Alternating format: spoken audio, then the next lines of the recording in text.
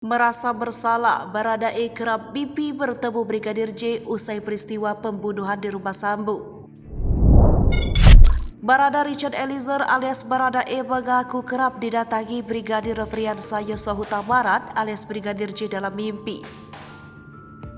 Kehadiran Brigadir J dalam mimpi Baradae ternyata setelah peristiwa Duren 3 Jakarta Selatan pada 8 Juli 2022.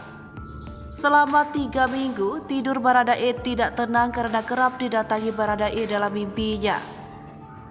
Kuasa hukum Baradae, Roni Talapesi, menyebut hal itu menandakan jika kliennya merasa bersalah telah melakukan hal itu.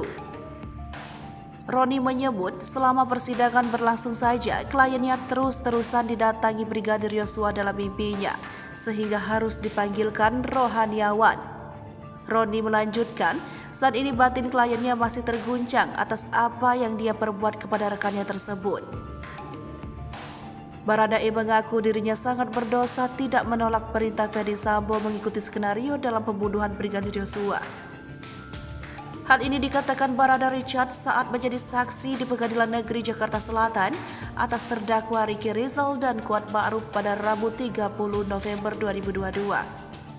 Hakim kembali bertanya mengapa dirinya mau mengikuti perintah Ferdy Sambo dan tidak mau menolak.